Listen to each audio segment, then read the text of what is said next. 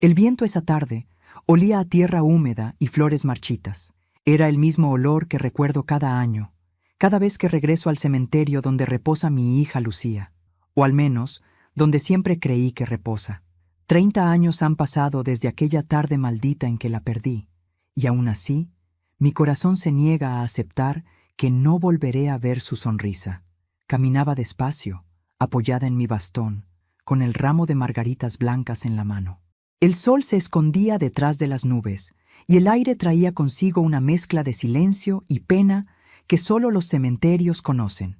Pensaba en ella, en los lazos que le hacía en el cabello, en su risa tan parecida a la mía cuando era niña. Pero justo cuando llegué, frente a la vieja reja de hierro, una voz infantil me detuvo. «Señora», susurró alguien, apenas audible. Giré la cabeza. A un costado del portón, entre las sombras de los cipreses, había una niña descalza, con el rostro sucio y los ojos grandes como lunas asustadas. Su vestido estaba roto, y su voz temblaba. «No entre ahí, por favor», dijo. «Algo terrible va a pasar». Por un instante, pensé que era una de esas niñas de la calle que piden limosna, inventando historias para ganar compasión. Le sonreí con dulzura. «No te preocupes, pequeña», le respondí. «Solo vengo a dejar flores a mi hija». Ella dio un paso atrás, negando con la cabeza. «No, señora, no hoy. Hoy no». Me quedé inmóvil. Había algo en su mirada que no era simple miedo. Era como si supiera algo que yo ignoraba. «¿Cómo te llamas?», pregunté. «Ana», respondió sin vacilar. «¿Y qué haces aquí, Ana?». Bajó la mirada. «Espero a mi mamá, pero ella nunca viene». El silencio que siguió me apretó el pecho. La brisa helada me rozó la cara. No sé por qué, pero algo dentro de mí me dijo que debía escucharla. Así que, en lugar de entrar, me senté en el banco frente al portón y esperé. Pero antes de continuar, quiero hacerte una invitación muy especial. Suscríbete al canal y deja tu me gusta.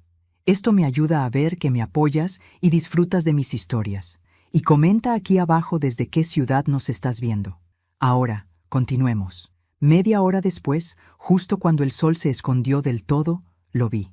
3 hombres con abrigos oscuros cruzaron el portón del cementerio. No llevaban flores, llevaban palas. Mi corazón comenzó a latir con fuerza. Los observé desde lejos, tratando de entender qué hacían allí a esa hora. Se movían con rapidez, como si temieran ser vistos. Uno de ellos llevaba una linterna y señalaba una tumba en particular. Ana, la niña, se aferró a mi brazo. «Ve, señora», le dije que no entrara. «¿Qué hacen esos hombres?», pregunté. «No lo sé, pero vienen seguido, y siempre van al mismo lugar». Mi garganta se secó. La linterna de los hombres iluminó una lápida vieja, con letras gastadas por el tiempo. Me incliné hacia adelante, tratando de leer desde la distancia, y entonces lo vi. El nombre grabado en la piedra. María Aguirre. Mi mismo apellido. Un escalofrío me recorrió la espalda. «No puede ser», murmuré. No conocía a ninguna María Aguirre enterrada allí. Y sin embargo, los hombres comenzaron a cavar justo sobre esa tumba, en la oscuridad, con una prisa desesperada. La niña me jaló del brazo. «No mire más, señora». «¿Por qué? ¿Qué hacen?». «Porque si nos ven, van a venir por nosotras».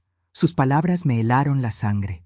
El sonido del metal golpeando la tierra se mezclaba con el murmullo del viento y el crujir de las ramas. De pronto, uno de los hombres gritó algo, y los otros se detuvieron. Habían encontrado algo.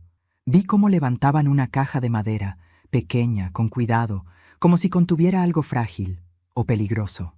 Uno de ellos la abrió, y un resplandor débil, a su lado, iluminó sus rostros. No sé qué era, pero ninguno de ellos volvió a hablar. Solo la cerraron rápidamente y se marcharon con ella. Ana, aún a mi lado, empezó a llorar. «Otra vez», susurró. «Siempre vienen y se la llevan». «¿A quién, Ana?». La niña me miró con los ojos llenos de lágrimas. «A la señora que está en esa tumba». «Pero…». Me detuve. «Esa tumba tiene mi apellido». Ana asintió. «Por eso vine a buscarla. Porque usted también pertenece a esa tumba». Mi cuerpo se paralizó. Por un momento creí que el corazón se me detendría. La niña soltó mi brazo y corrió hacia los árboles, perdiéndose entre la niebla. Quedé sola frente al cementerio cerrado, con el eco de sus palabras clavado en el pecho. Usted también pertenece a esa tumba. Esa noche no dormí, y aunque intenté convencerme de que todo había sido una coincidencia, en lo más profundo de mi alma supe que algo se había movido. Algo que había estado enterrado por 30 años y que ya no quería seguir bajo tierra. Esa noche el sueño no llegó. El sonido de las palas golpeando la tierra seguía repitiéndose en mi cabeza como un eco sin fin. Cada vez que cerraba los ojos, veía los rostros de esos hombres y la pequeña caja que habían desenterrado. Pero lo que más me atormentaba era la voz de la niña. Usted también pertenece a esa tumba. A la mañana siguiente, apenas amaneció, decidí volver al cementerio. El aire estaba más frío y una neblina espesa cubría los caminos de grava. El guardia de la entrada, un hombre de bigote gris y mirada cansada, me observó con curiosidad. «Señora, el cementerio no abre hasta las 9. Solo quiero hacer una pregunta», le respondí. «¿Sobre quién?» «Sobre mi hija, Lucía Aguirre». El hombre buscó en un viejo cuaderno, pasando las páginas amarillentas. Frunció el ceño. «¿Año del entierro?» 1993. Pasaron unos segundos de silencio. «No hay ninguna Lucía Aguirre aquí». «Eso no puede ser», dije, sintiendo que la sangre me abandonaba el rostro. «He venido cada año, por 30 años. Esa tumba está en la tercera fila, junto al muro norte». El hombre negó con la cabeza. «No hay registro, señora. Tal vez se equivoque de cementerio». «No», grité. «Yo misma la vi bajar al ataúd. Yo estuve allí». El hombre me miró con compasión, pero su tono no cambió. «Si quiere, puedo revisar los archivos antiguos». Pero muchos se perdieron en el incendio del 2005. El mundo se me vino encima. No solo habían removido la tumba, habían borrado a mi hija de los registros. Caminé igual hacia la tercera fila, desoyendo al guardia. El lugar estaba revuelto, la tierra removida, las flores que había dejado la tarde anterior desaparecidas. Solo quedaba el hueco húmedo donde la lápida debía estar. Y al fondo, una piedra nueva con otro nombre tallado: María Aguirre. Mis manos temblaban. Me arrodillé y pasé los dedos sobre las letras, todavía frescas. El cincel había sido usado hace poco. 30 años de visitas, de oraciones, de lágrimas, y de pronto mi hija había sido reemplazada por una desconocida. Sentí una presencia detrás. Giré la cabeza. Ana estaba allí, de pie, con los pies descalzos y la misma ropa rota de la tarde anterior. «Te dije que no entraras», susurró. «¿Por qué? ¿Quién hizo esto?» La niña bajó la mirada. «Ellos». «¿Quiénes son ellos?» «Los que vienen de noche. Los que cambian los nombres». Su voz me heló la sangre. Se acercó, extendiendo su mano sucia y pequeña, y señaló la tumba. «Ella no se llama María». «Entonces, ¿quién está ahí?» «Una mujer que robó su lugar». La confusión me devoraba. No sabía si estaba hablando con una niña real o con una sombra salida de mis remordimientos, pero había verdad en sus ojos, verdad y miedo. «Ana», le dije. «¿De dónde vienes?» «De aquí», respondió, con la mirada fija en las tumbas. «¿Vives en el cementerio?» Ella negó con un gesto lento. «No vivo». Sentí un escalofrío recorrerme la espalda. Intenté tocarla, pero dio un paso atrás. «No me busque de día, señora. Solo vengo cuando Lucía llora». Mis labios temblaron. «¿Lucía?» «Sí, ella me llama». «¿Dónde está?» Ana levantó la mirada hacia el muro del fondo, donde el sol no entra, donde nadie la visita. Aquel muro era el límite del cementerio, la parte más antigua, donde las tumbas estaban cubiertas de musgo y las cruces oxidadas caídas. Me acerqué con el corazón latiendo como tambor. El silencio allí era diferente, pesado, espeso. El aire tenía un olor extraño, como a humedad vieja y flores podridas. Entre las lápidas encontré algo que no debería estar allí: un ramo de flores frescas, las mismas margaritas blancas que yo había dejado en la tumba de Lucía el día anterior. Debajo, un pedazo de tela blanca manchada de barro. La levanté. Era parte del vestido que Lucía usó el día de su entierro, el mismo encaje que yo misma había cosido con mis manos. Mi cuerpo temblaba entero. Miré alrededor. Nadie. Solo Ana, de pie junto a una cruz torcida, observándome en silencio. «Te dije que no vinieras», repitió. «¿Qué significa esto, Ana?» que Lucía no está donde tú crees. ¿Dónde está entonces? La niña dio media vuelta y se perdió entre la niebla, dejando su voz flotando en el aire. Búscala donde nadie mira. Regresé al portón y busqué al guardia, pero ya no estaba. La caseta estaba vacía y la taza de café sobre la mesa seguía humeando. Era como si se hubiera desvanecido. Sentí que el suelo me fallaba. A lo lejos, las campanas de la iglesia marcaron las 6. El viento sopló con fuerza y las hojas secas giraron a mi alrededor. En el suelo, junto a mis pies, apareció algo que no estaba antes. Una pequeña cruz de madera con mi nombre grabado, Susana Aguirre. Fecha de nacimiento, 1955. Fecha de fallecimiento, en blanco. Caí de rodillas, el corazón desbocado. No supe si gritar o llorar. Tomé la cruz con las manos y la apreté contra mi pecho. Y en ese instante, juré que encontraría la verdad, aunque me costara la vida, aunque me costara la cordura. Porque algo o alguien estaba intentando borrar no solo a mi hija, sino a mí también. Esa tarde juré no volver más al cementerio, pero las promesas son débiles cuando el corazón arde de incertidumbre. El alma de una madre no sabe rendirse, y la mía, después de 30 años, acababa de despertar. Durante todo el día, traté de convencerme de que lo ocurrido era producto de mi imaginación. La niña, los hombres, la tumba reemplazada, mi nombre grabado en una cruz. Quizá, pensé, la edad empieza a jugar con mi mente, pero en el fondo sabía que no era locura, era advertencia. Cuando el sol cayó, tomé una linterna, una pala y una vela. Me cubrí con un abrigo oscuro y salí sin avisar a nadie. El guardia del cementerio no estaba. Desde el día anterior no lo había vuelto a ver, así que salté la pequeña reja lateral y entré. El silencio era absoluto. Solo se oía el crujir de mis pasos sobre las hojas secas. Las lápidas brillaban débilmente bajo la luna. Me dirigí hacia la tumba donde antes descansaba mi hija. El aire allí olía distinto, más espeso, como si la tierra misma respirara. Encendí la vela y la coloqué sobre el hueco donde ahora decía María Aguirre. La cera empezó a derretirse lentamente. Me arrodillé, pasé la mano por la tierra y sentí algo duro bajo los dedos. Cavé con cuidado, apartando la tierra húmeda con las uñas. Entonces lo vi. Una muñeca vieja, con el vestido azul desteñido y los ojos de vidrio rotos. Era la muñeca de Lucía, la misma que sostenía el día que murió, la misma que yo misma puse dentro de su ataúd. El corazón se me detuvo por un instante. ¿Cómo había llegado ahí? Me temblaban las manos cuando la tomé.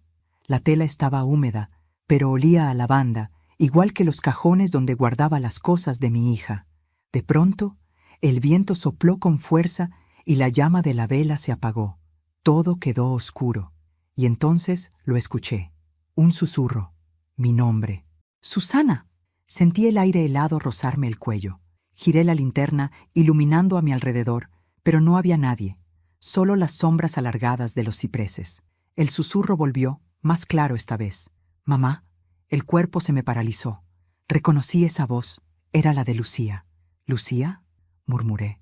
«¿Eres tú?». No hubo respuesta, solo el sonido del viento. Pero cuando bajé la mirada, noté algo más en el hueco de la tierra. Un pequeño medallón de plata, cubierto de barro. Lo limpié con la manga del abrigo y casi se me escapó de las manos al ver lo que contenía. Dentro, una fotografía mía con Lucía tomada el día de su cumpleaños número 8. El mismo medallón que desapareció con ella en el accidente. No pude contener el llanto. Caí de rodillas, abrazando la muñeca y el medallón contra mi pecho. El dolor, contenido durante tantos años, brotó como un río, y en medio de mi llanto escuché pasos detrás de mí, pasos suaves, casi flotantes. Giré. Ana estaba allí. Su rostro, pálido bajo la luz de la luna, tenía una expresión triste, casi maternal. «Te dije que no la buscaras», susurró. «¿Por qué? ¿Qué me estás ocultando?». Ana se acercó y la linterna iluminó su rostro. Sus ojos no eran del todo humanos. Eran de un color grisáceo, profundo, como el agua quieta de un pozo. «Porque ella no descansa», dijo. «¿Quién? ¿Lucía?» «Sí, no está en paz». «¿Por qué?» Ana bajó la cabeza. Porque alguien la cambió de lugar. Mis labios temblaron. ¿Quién la cambió?, pregunté con desesperación. Los hombres que vinieron de noche, dijo. Ellos no roban tumbas por dinero. Roban recuerdos, borran nombres. Y Lucía tenía un nombre demasiado puro para dejarlo aquí. No entendí del todo sus palabras, pero el miedo se mezcló con la rabia. Me levanté. «Dime dónde está». Ana señaló hacia el muro del fondo, el mismo que había mencionado antes. Donde el sol no entra, donde nadie la visita. Di unos pasos hacia allí, pero ella me detuvo. «No vayas sola. Si entras, no podrás salir igual. Prefiero eso a seguir viviendo sin saber la verdad». Ella me miró, y una lágrima le corrió por la mejilla. «Entonces, ve antes de que amanezca». Crucé entre las lápidas hasta llegar al muro viejo. El terreno estaba lleno de grietas y raíces, como si el tiempo lo hubiera olvidado. Allí, entre dos tumbas cubiertas de musgo, vi algo enterrado a medias, una tabla de madera, como una tapa de caja. Tenía grabada una cruz bordada con hilo rojo. La misma cruz que Lucía dibujaba en sus cuadernos cuando era niña, la misma que yo le bordé en su vestido favorito. Me arrodillé, con el corazón golpeándome el pecho. Intenté levantar la tapa, pero estaba clavada. Alguien la había sellado. Empujé con todas mis fuerzas, hasta que la madera cedió con un crujido. Dentro no había ataúd, solo un pedazo de papel doblado, húmedo por el tiempo. Lo abrí con cuidado. Decía, con letra infantil: «Mamá, no me busques más. Estoy donde tú también estarás algún día. No tengas miedo». Solté el papel. El aire se volvió más frío. Ana ya no estaba, y en su lugar, sobre la tierra, había una flor blanca recién cortada. Salí corriendo, sin mirar atrás. Las sombras parecían moverse, siguiéndome. El sonido de mis pasos se mezclaba con el susurro del viento, repitiendo una y otra vez mi nombre. Cuando llegué a la salida, el primer rayo del amanecer se filtraba entre los árboles. Afuera, la vida continuaba. Los pájaros cantaban, los autos pasaban, la ciudad despertaba. Pero yo sabía que algo había cambiado para siempre, porque bajo la tierra, en el lugar donde las madres van a llorar a sus hijas, había algo más que tumbas y recuerdos. Había un secreto que alguien había intentado enterrar junto con mi niña. Y yo, Susana Aguirre, no descansaría hasta desenterrarlo todo. Amanecí con los ojos hinchados y las manos entumecidas. No había dormido ni un minuto. Sobre la mesa estaban la muñeca de Lucía, el medallón y el papel con su letra, aquel que decía: «Mamá, no me busques más. Estoy donde tú también estarás algún día». Las palabras me daban vueltas en la cabeza. ¿Quién había escrito eso? ¿Mi hija? ¿Alguien imitando su letra? No podía quedarme de brazos cruzados. Tenía que seguir el rastro. Recordé al hombre que organizó el funeral de Lucía hace 30 años, don Mateo, dueño de la funeraria Eterna Luz. Un hombre reservado, de mirada triste y manos frías. No lo veía desde aquel día, y sin embargo, supe que debía empezar por él. La funeraria seguía en pie, en la misma esquina de siempre, aunque más vieja, con los letreros descoloridos y las ventanas cubiertas de polvo. Empujé la puerta y el sonido de una campanita resonó en el aire. Un olor a cera, formol y flores viejas me golpeó. Detrás del mostrador, un joven con bata blanca levantó la vista. «¿Puedo ayudarla, señora?» «Busco a don Mateo». «¿El fundador? Murió hace unos años. Yo soy su nieto, Julián». «¿Era usted una conocida suya?» «Digamos que tuvimos un asunto pendiente. Le conté que buscaba información sobre un entierro de 1993, el de una niña llamada Lucía Aguirre. El muchacho revisó en una vieja computadora, pero negó con la cabeza. No hay registros digitales tan antiguos, pero mi abuelo guardaba archivos físicos en el sótano. «¿Puedo verlos?», pregunté, sin dudar. «No se permite el acceso, señora. Por favor», supliqué. «Es mi hija». El joven dudó un momento, pero la desesperación en mi voz lo convenció. Tomó una linterna y me guió por un pasillo estrecho hasta una puerta de metal oxidada. La abrió con una llave vieja y bajamos una escalera húmeda y oscura. El sótano olía a madera podrida y polvo. En una estantería, cientos de carpetas cubiertas de telarañas esperaban el olvido. Buscamos durante casi una hora. Finalmente, Julián exclamó: «Aquí está, Lucía Aguirre, 1993. Tomó la carpeta y me la entregó. Mis manos temblaban mientras la abría. Dentro había papeles amarillentos, el certificado de defunción, la orden de entierro y una hoja con la firma de mi esposo. Hasta ahí, todo parecía normal. Pero debajo había algo más, una hoja con otro nombre. María Aguirre, misma fecha, mismo número de ataúd. Esto no puede ser, murmuré. Debe de ser un error de duplicado, dijo Julián. No, lo interrumpí. Esa mujer está enterrada en el lugar de mi hija. Julián frunció el ceño. Espere un momento. Sacó una caja metálica de la estantería.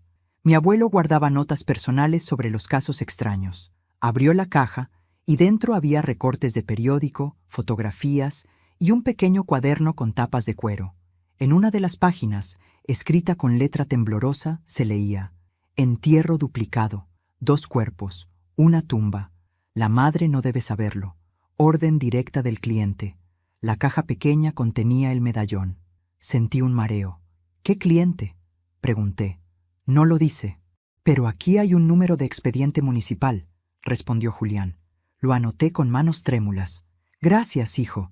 Me ha ayudado más de lo que imagina. Él me tomó del brazo. Señora, tenga cuidado. Si mi abuelo escribió eso, es porque temía algo. ¿Temía a quién? Julián tragó saliva. A la familia que pagó por el entierro doble. Salí de la funeraria con el corazón desbocado.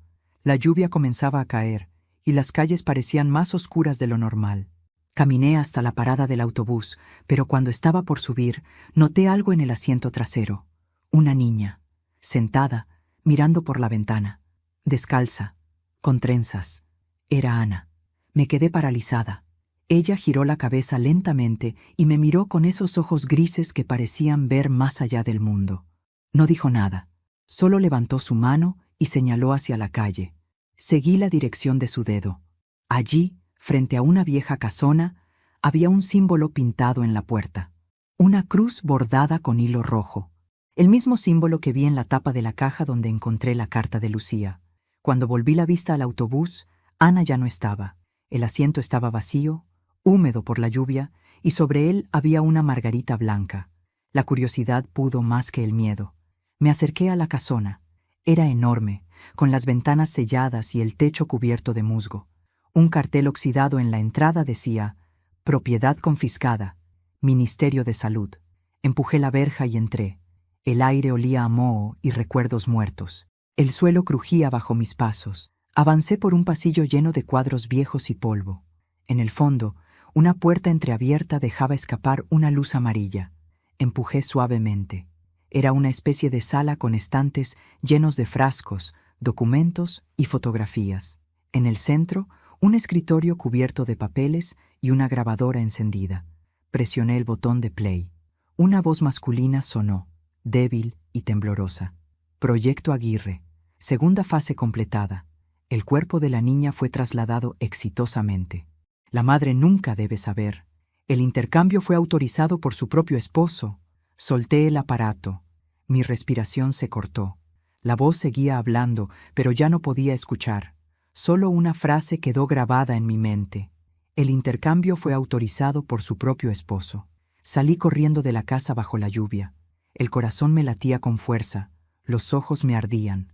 Mi esposo, el hombre con quien compartí media vida, había estado detrás de todo. Él había permitido que mi hija desapareciera, que su cuerpo fuera cambiado, que su nombre se borrara. ¿Por qué? ¿A cambio de qué? Al volver a casa, encendí una vela frente al retrato de Lucía y le hablé en voz baja. Hija, si todavía me escuchas, juro que descubriré lo que hicieron contigo. Y cuando lo haga, nadie, ni siquiera tu padre, podrá esconderse de lo que viene. Regresé a casa empapada, con la mente ardiendo y el alma hecha trizas. Encendí todas las luces del salón, como si la claridad pudiera protegerme de la oscuridad que acababa de descubrir. Las paredes parecían respirar, y el reloj marcaba las 3 de la madrugada con un sonido metálico que me atravesó el pecho. Sobre la mesa, extendí los papeles, el medallón y la nota. Todo apuntaba a una verdad imposible. Mi esposo había autorizado el intercambio del cuerpo de nuestra hija. ¿Pero por qué? ¿Qué clase de padre haría algo así? Mientras el viento golpeaba las ventanas, escuché la puerta del pasillo abrirse lentamente. Era él, Ernesto, mi esposo. Su silueta apareció entre las sombras, envejecida, pero firme, como si no le pesaran los años ni los secretos. «¿Qué haces despierta a estas horas?», preguntó con voz seca. «Podría preguntarte lo mismo», respondí, sin mirarlo. «Te oí moverte. Pensé que habías tenido otra pesadilla». Tomé el medallón y lo dejé caer sobre la mesa. El sonido del metal retumbó en la habitación. «¿Te resulta familiar?». Ernesto lo observó, y por un segundo la máscara de calma se quebró. «¿Dónde lo encontraste?». «En la tumba de nuestra hija», dije, conteniendo las lágrimas, «en la que ya no es su tumba». Su rostro perdió el color. «Susana, no sabes lo que estás diciendo». «Sí lo sé», lo interrumpí. «Sé que alguien cambió su cuerpo, sé que borraron su nombre, y sé que tú lo permitiste». Ernesto se llevó una mano a la frente, respirando hondo. «¿No entiendes? Entonces hazme entender», grité. 30 años, Ernesto. 30 años visitando una tumba vacía. ¿Quién estaba allí, si no era nuestra hija? ¿Qué hiciste con ella?». Él guardó silencio. Sus ojos, cansados, parecían mirar más allá de mí, como si hablara con fantasmas. «Pero antes de continuar, quiero hacerte una invitación muy especial. Suscríbete al canal y deja tu me gusta. Esto me ayuda a ver que me apoyas y disfrutas de mis historias.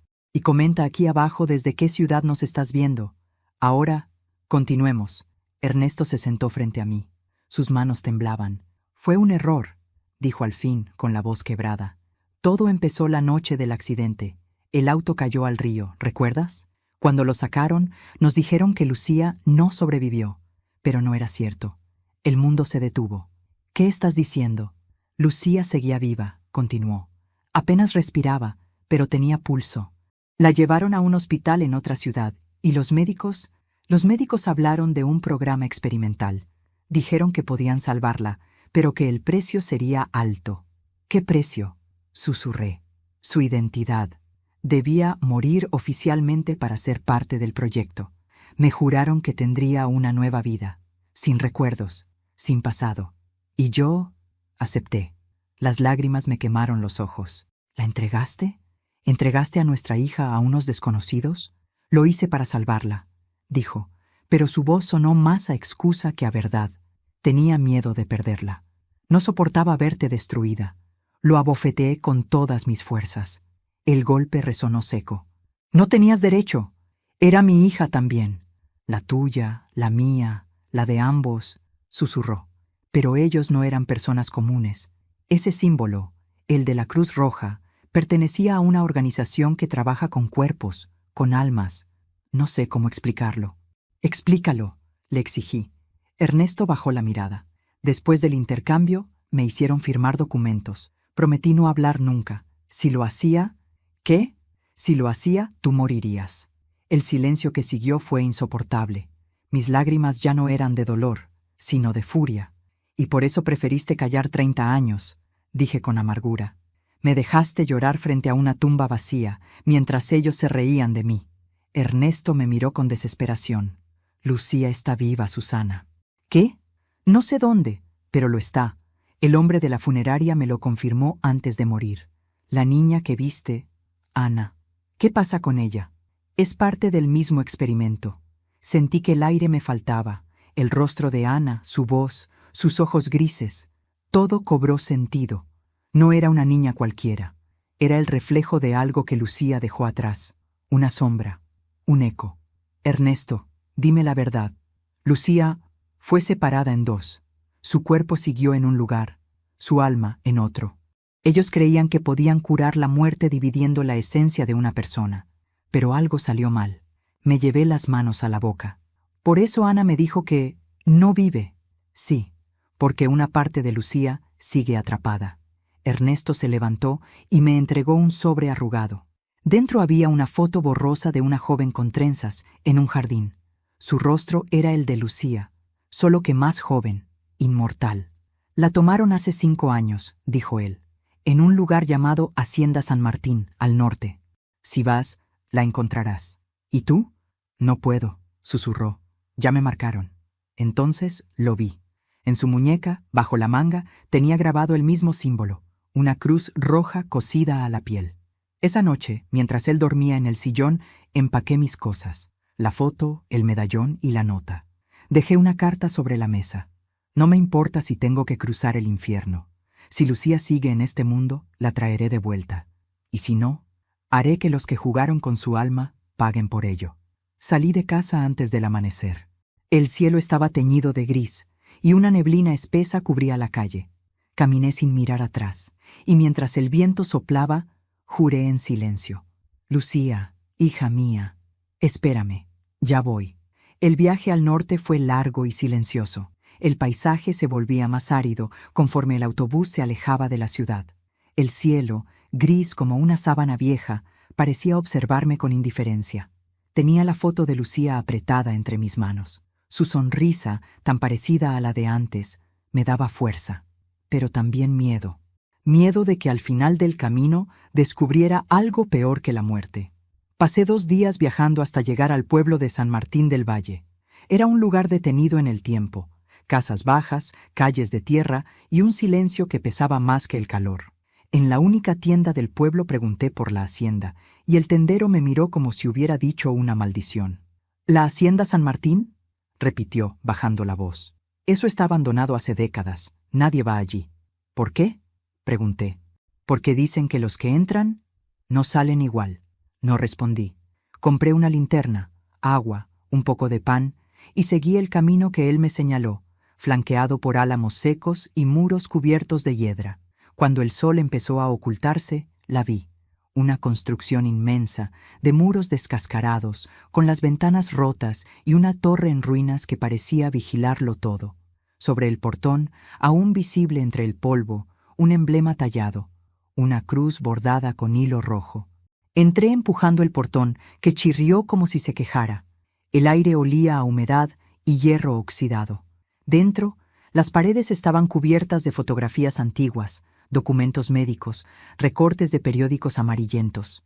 En uno de ellos, un titular me heló la sangre. Proyecto Vida Eterna. Médicos afirman haber detenido el envejecimiento celular. Reconocí un nombre entre los firmantes: Ernesto Aguirre. Mi esposo, el traidor. Las lágrimas me nublaron la vista. Seguí caminando entre las habitaciones vacías. En cada una había camillas oxidadas, jeringas, tubos conectados a máquinas silenciosas, y, en el suelo, juguetes antiguos, muñecas, pelotas, cuadernos, niños. Había habido niños allí. En una de las paredes, escrita con tiza blanca, una frase repetida una y otra vez. «No nos dejes aquí, mamá». Avancé hasta el fondo del pasillo. Una puerta metálica con un letrero colgante decía «Sala de conservación». Empujé y entré. El aire era más frío.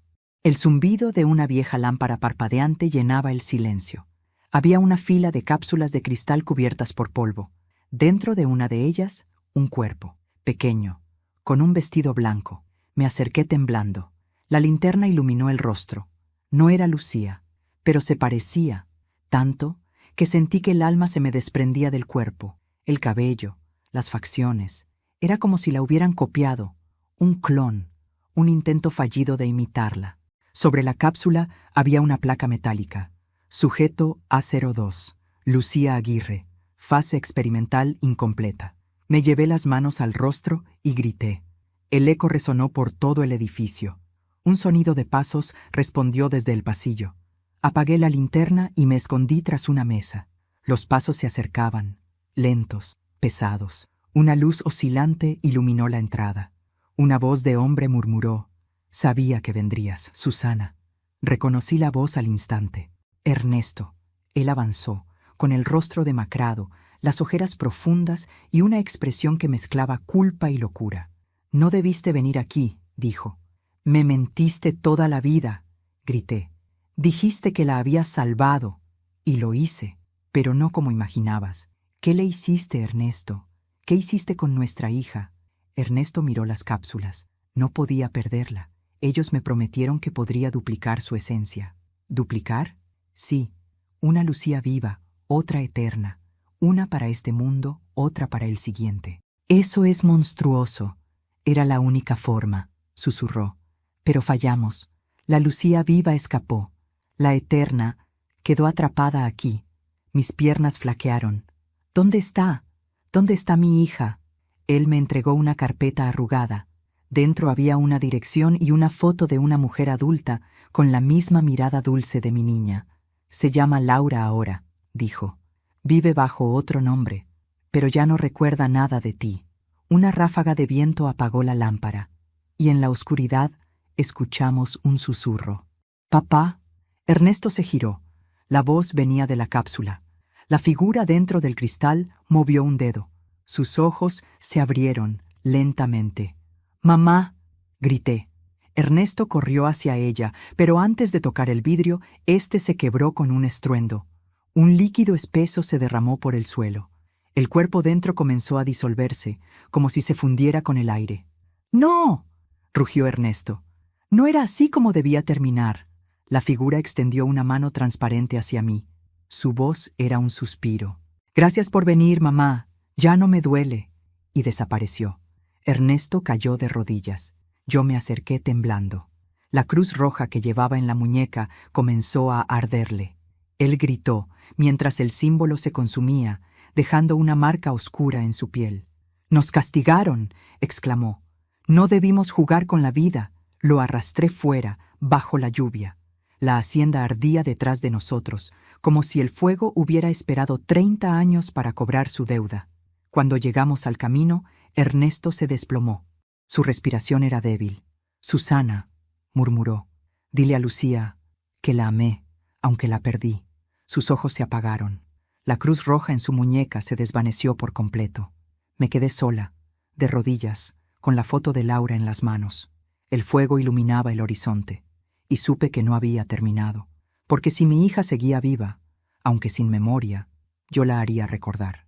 Esa noche, mientras caminaba bajo la tormenta, volví a escuchar la voz de Ana. «Ya la liberaste, señora», susurró. «¿Y tú?», pregunté. La niña sonrió, triste. «Yo soy lo que quedó de ella, pero ahora puedo descansar», y se desvaneció entre la lluvia. El amanecer me encontró caminando sin rumbo, con el cuerpo empapado y el corazón destrozado. La hacienda ardía a mis espaldas, sus paredes colapsaban en silencio, y con cada crujido del fuego sentía que se quemaba también una parte de mí. El olor a madera y ceniza se mezclaba con la lluvia, creando una atmósfera irreal, como si el mundo se deshiciera junto con mis recuerdos. En mis manos temblorosas sostenía la carpeta que Ernesto me había entregado antes de morir. Dentro, además de la foto, había una dirección escrita a mano: Clínica Santa Lucía, Ciudad de Lerma. Y una frase, tachada y casi ilegible: Proyecto Vida Eterna. Caso 02. Sujeta L.A. Laura Aguirre, pensé, pronunciando en voz alta el nombre que ahora reemplazaba al de mi hija.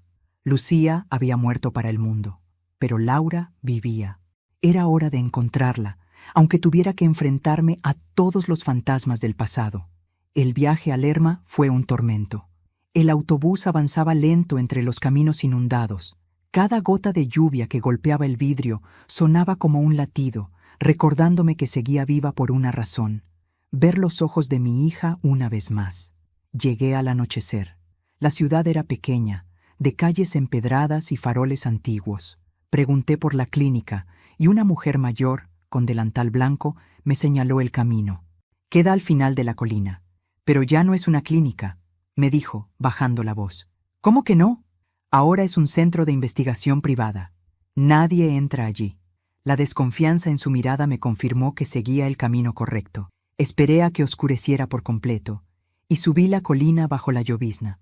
La antigua clínica era un edificio gris, rodeado de alambrados y cámaras. En el portón, un cartel metálico decía: Fundación Renacer, Investigación Genética y Memoria Celular. Las letras se parecían demasiado a las que había visto en los documentos de la Hacienda San Martín. Sabía que estaba en el lugar correcto. Sabía también que no me dejarían entrar. Así que esperé. A medianoche, una furgoneta blanca se detuvo frente al portón. Un guardia bajó para abrir, y por un instante las luces internas iluminaron a los pasajeros. Y allí, entre ellos, la vi. Lucía, o mejor dicho, Laura. Tenía el mismo cabello castaño, la misma inclinación de cabeza al hablar.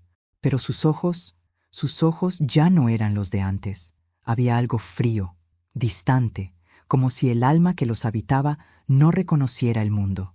Iba vestida con un uniforme gris y un brazalete con un código. Me cubrí el rostro con la bufanda para no ser reconocida y observé cómo la furgoneta desaparecía tras el portón.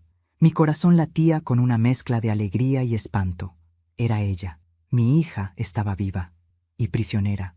Durante 3 días vigilé el lugar desde una colina cercana. Anoté los horarios, los movimientos, los cambios de guardia. Parecía más un laboratorio que una clínica. Hombres con batas blancas entraban y salían, cargando cajas metálicas y equipos. De noche, luces azules parpadeaban en el piso superior. Dormía poco, comía apenas pan y agua, pero mi mente no se detenía. Cada amanecer me acercaba más al momento de actuar. Tenía que entrar. Tenía que verla de cerca, aunque fuera por última vez. El 4.º día, cuando la furgoneta volvió a salir, aproveché. Corrí hacia el muro trasero, cubierto de enredaderas, y encontré una rendija en la malla. Me raspé las manos, me golpeé las rodillas, pero logré entrar. El silencio dentro era sepulcral. Solo se oía el zumbido constante de las máquinas. Avancé por los pasillos oscuros hasta encontrar una sala iluminada por luces frías.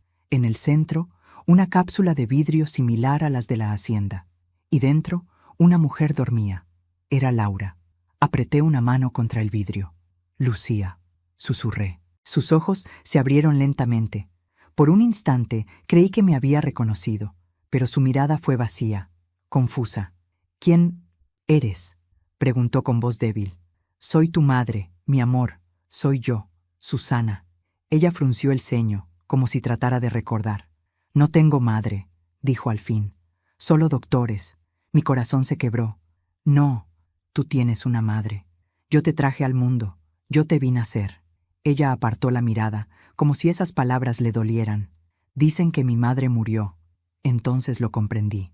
Le habían borrado la memoria. Habían vaciado su mente y llenado su cuerpo con la versión que ellos quisieron. La habían convertido en un experimento, un alma dividida, un cuerpo renacido, sin pasado. La puerta se abrió de golpe. Un hombre alto, con bata blanca y expresión de hierro, entró. ¿Quién demonios es usted?, rugió. Intenté correr, pero 2 guardias me sujetaron por los brazos. Suéltenme, ella es mi hija. El hombre se detuvo, frunciendo el ceño. ¿Su hija? Eso es imposible. Mírala, grité. Tiene mi sangre, mi rostro, mi vida. El hombre me observó con calma inquietante. Nombre, ordenó. Susana Aguirre. Su rostro cambió. Me miró como si hubiera pronunciado una maldición. Así que usted es la madre del caso 0. ¿Qué significa eso?, pregunté. Significa que su hija fue el primer intento exitoso del proyecto Vida Eterna. Pero usted era la variable incontrolable. ¿Variable? Su vínculo emocional interfería en el experimento. La energía entre madre e hija era demasiado fuerte. No somos energía, somos seres humanos, grité. Él sonrió con frialdad. Precisamente por eso fracasaron los ensayos posteriores. El amor es un error biológico. El sonido de una alarma interrumpió la conversación. Las luces parpadearon. Los guardias me soltaron un momento. No lo pensé. Corrí hacia la cápsula y golpeé el vidrio. Lucía, despierta. Eres mi hija. Lucía Aguirre, recuérdalo. Ella tembló. Sus ojos se llenaron de lágrimas. Lucía, murmuró. Sí, mi amor, sí. Eres tú. Pero ellos dijeron que yo... Te mintieron, interrumpí. Todo fue una mentira. El cristal se agrietó. Una luz blanca comenzó a brotar desde el interior. El hombre gritó órdenes. Los guardias retrocedieron. Y en medio del caos, Laura, mi hija, rompió la cápsula con una fuerza sobrehumana. El aire se llenó de un zumbido eléctrico. Ella se incorporó, jadeando, temblando. Sus ojos se tornaron del mismo gris que los de Ana. Su voz resonó suave, pero poderosa. Yo no soy Lucía ni Laura. Soy ambas. Entonces, ¿me recuerdas? Ella asintió. Siempre te recordé, pero no podía hablarte. El edificio comenzó a temblar. Las máquinas se encendieron solas. Las luces parpadeaban como relámpagos. El hombre de la bata gritaba órdenes, pero todo se salió de control. Lucía se acercó a él y lo miró fijamente. «Tú me quitaste el alma». «Yo te di la vida», respondió él. «No, me diste condena».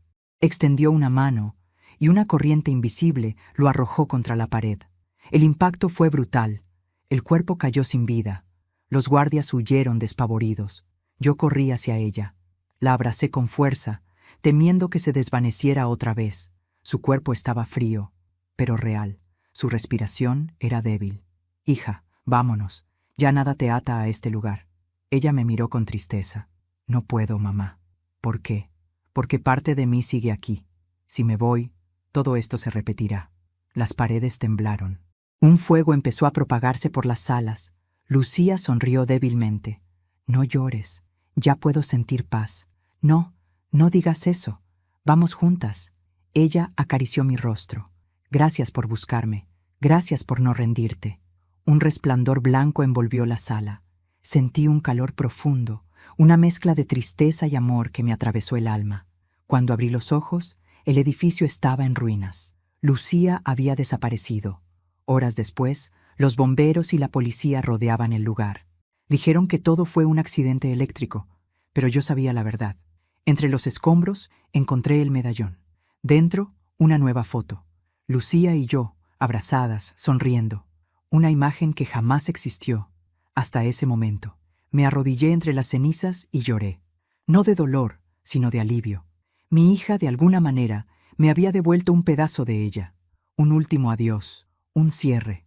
Y mientras el sol nacía sobre las ruinas de la Fundación Renacer, supe que la promesa que le hice aquella noche, «No descansaré hasta encontrarte», se había cumplido. Lucía no estaba viva en este mundo, pero tampoco muerta. Estaba libre. Caminé colina abajo, con el medallón sobre el pecho, escuchando una voz que el viento parecía traerme desde lejos. «Te veré, mamá, cuando las flores vuelvan a crecer». Y por primera vez en 30 años sonreí.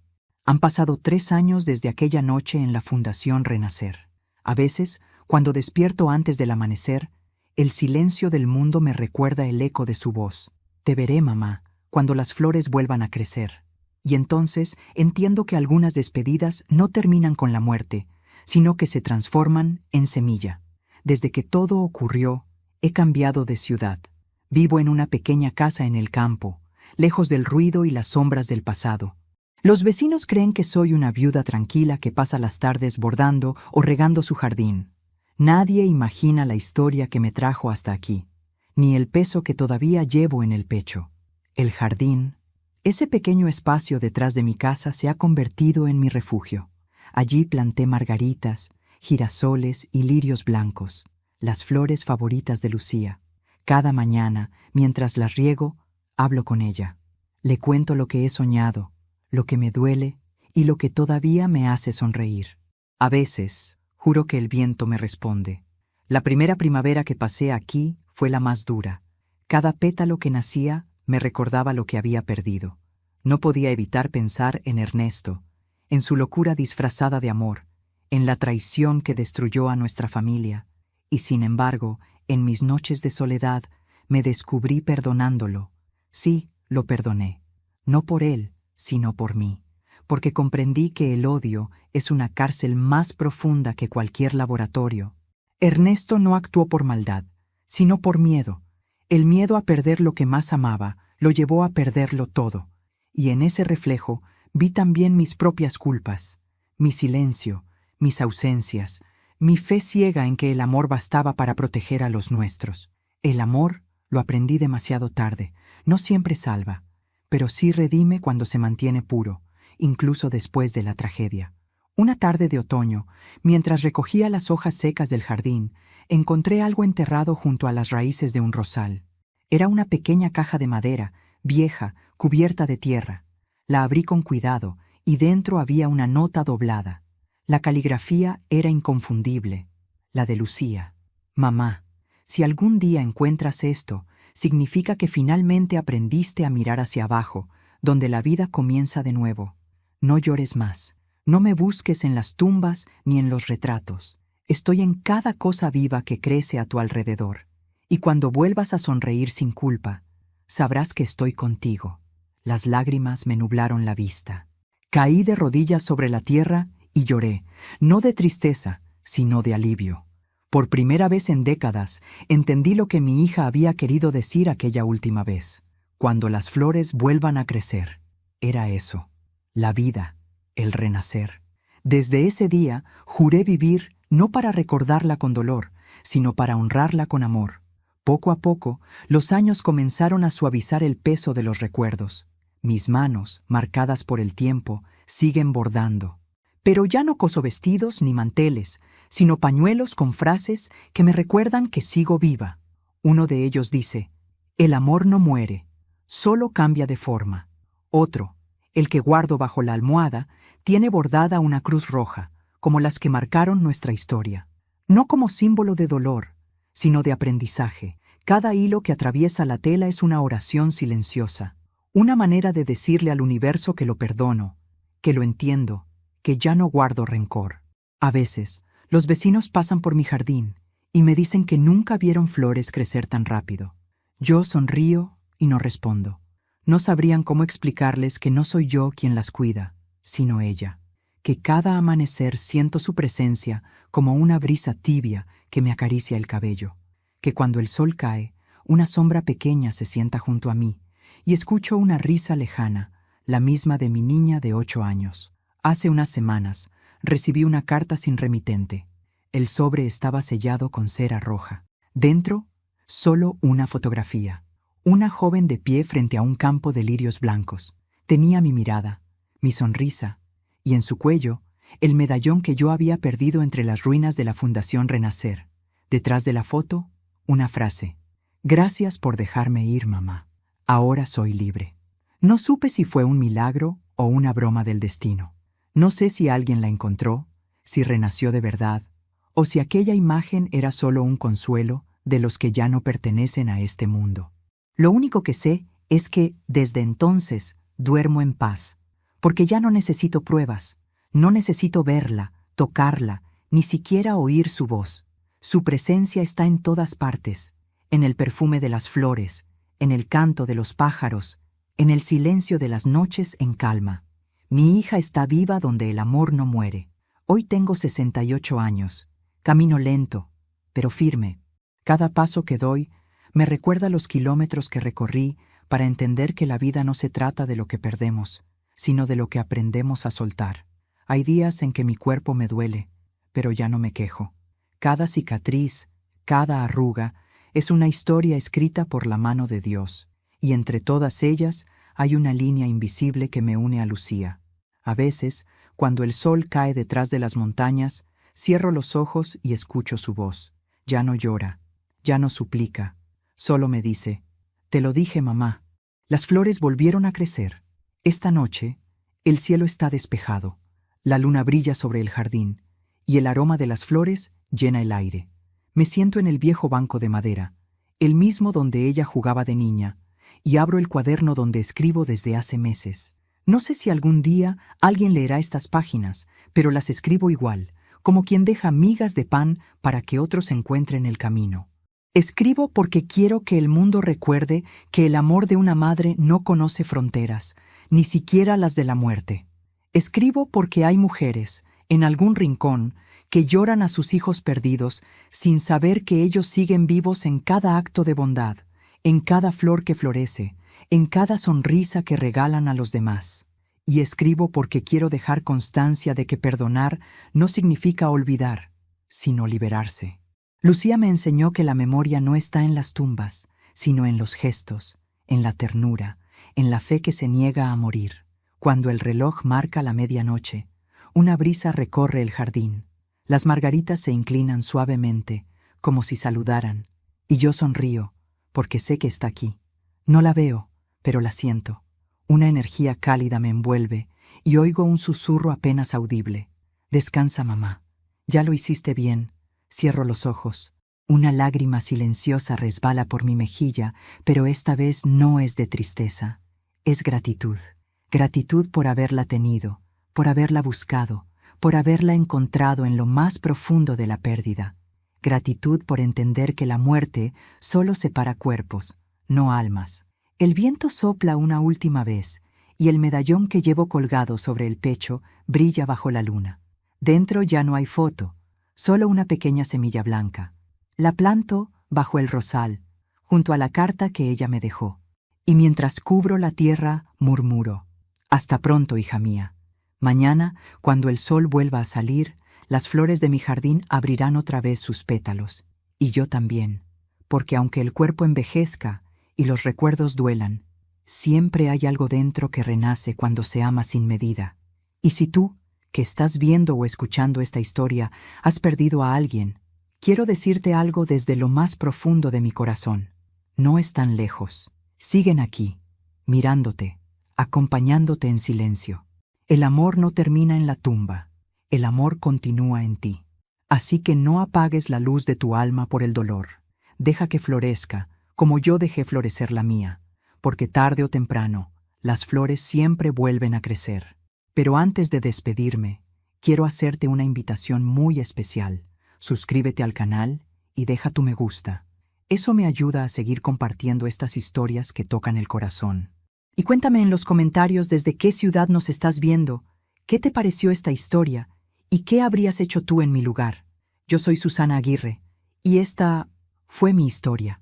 Una historia de amor, pérdida y redención. Una historia que me enseñó que la vida no termina con la muerte, sino cuando dejamos de amar. Y mientras la cámara se aleja lentamente del jardín iluminado por la luna, una sola margarita florece en primer plano, y una voz en el viento susurra suavemente: mamá, ya puedes descansar. Las flores han vuelto a crecer.